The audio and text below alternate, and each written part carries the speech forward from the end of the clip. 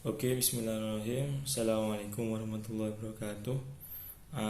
Pada kesempatan kali ini, saya akan menjelaskan mengenai 3 macam pendekatan dalam memahami hadis kontemporer. Dan adapun yang saya angkat pada pembahasan kali ini yaitu uh, tentang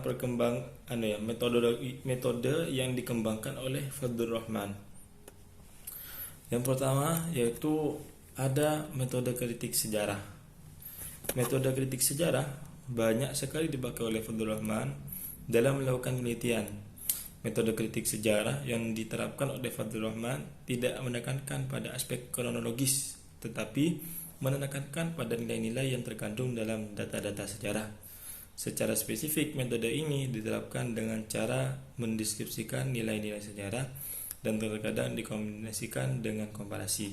Jadi dalam metode kritik sejarah ini yang ditekankan itu bukan pada aspek kronologis, tapi pada nilai-nilai yang terkandung dalam data-data sejarah. Metode kritik sejarah sebagaimana yang dimaksud oleh Fadlur Rahman telah banyak diterapkan dalam penelitian sejarah Islam oleh para orientalis muslim seperti David, Henry, dan Joseph dan lain-lain. Penelitian daripada orientalis tersebut menghasilkan berbagai tesis yang menghebohkan, terutama bagi kalangan muslim tradisional. Hal inilah sebenarnya menurut Fadlur Rahman yang menyebabkan metode kritik sejarah tidak dapat dikembangkan dengan baik di kalangan dan pemikir muslim sampai pertengahan abad ke-20 Masehi.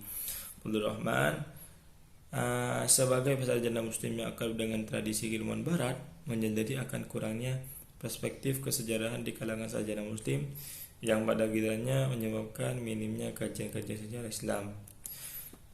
Kemudian yang kedua yaitu metode penafsiran sistematik. Metode penafsiran sistematik sebenarnya merupakan kelanjutan dari metode kritik sejarah yang telah lama diaplikasikan oleh Fadlur Rahman dalam menuliskan pikiran-pikirannya. Fadlur Rahman menjelaskan detail operasional metode yang ia tawarkan ini dengan sistematisasi 3 langkah utama. Yang pertama, pendekatan historis untuk menemukan makna teks Al-Quran atau hadis dalam bertentangan karir dan perjuangan Nabi. Kemudian yang kedua, membedakan antara ketetapan legal dan sasaran serta tujuan Al-Quran dan hadis. Ketiga, memahami dan menetapkan sasaran Al-Quran hadis dengan memperhatikan secara penuh latar belakang sosiologisnya. Dengan pendekatan sosiologis ini, perbedaan penafsiran atau pemahaman tertentu juga akan muncul. Akan tetapi, pendekatan ini dikatakan dapat mengantarkan pada solusi yang memuaskan. Kemudian yang terakhir yaitu metode gerakan ganda atau double movement method. Metode double movement adalah metode yang menawarkan gerakan bolak-balik dari masa kini ke masa lalu, kemudian kembali lagi ke masa kini lagi. Jadi dari masa kini kemudian ditarik ke masa lalu kembali lagi ke masa kini lagi. Seperti karyanya dalam tulisannya yang berjudul Toward Reformulating the Methodology of Islamic Law.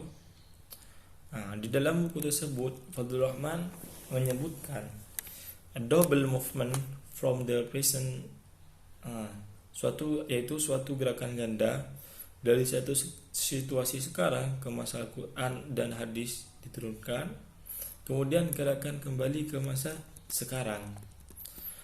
Gerakan dari penanganan kasus konkret oleh Al-Quran dan hadis dengan memperhitungkan kondisi-kondisi sosial yang relevan pada zaman itu kepada prinsip-prinsip umum tempat keseluruhan ajaran Al-Quran dan hadis berpusat.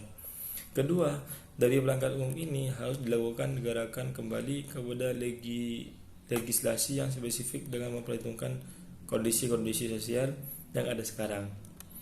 Kemudian lebih lanjut, Fadlur Rahman menawarkan metode berpikir yang terdiri atas 2 gerakan. Yang pertama, berpikir dari yang khusus kepada yang umum atau induktif, dan yang kedua, dari yang umum menjadi khusus atau deduktif. Sehubungan dengan metode berpikir utama, Fur Rahman menjelaskan sebagai berikut, yaitu gerakan pertama melibatkan pemahaman terhadap prinsip Al-Quran dengan Sunnah sebagai bagian organisnya. Sektor sosial perintah-perintah Al-Quran dan hadis memiliki suatu latar belakang situasional, sebagaimana pewahyuan Al-Quran dan hadis sendiri yang memiliki latar belakang religio sosial masyarakat Makkah pada awal Islam. Perintah-perintah Al-Quran dan hadis muncul tidak dalam suatu kevakuman, tetapi selalu turun sebagai solusi terhadap masalah-masalah aktual. Latar belakang situasi ini yang disebut dengan sebab-sebab bahagian atau asbabun nuzul dan asbabul wurud. Sementara dalam gerakan pemikiran kedua, Fadlur Rahman mengemukakan sebagai berikut, yaitu metode berpikir dari yang umum kepada yang khusus.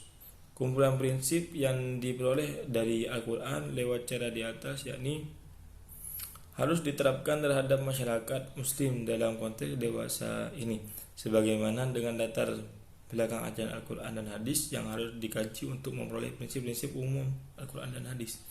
Maka situasi kontemporer juga harus dikaji untuk diambil darinya prinsip-prinsip tentang penerapan hukum terhadap situasi tersebut. Ya, kurang lebih itu yang saya dapat sampaikan mengenai macam-macam metode pendekatan dalam hadis kontemporer. Apabila ada kurangan saya mohon maaf. Assalamualaikum warahmatullahi wabarakatuh.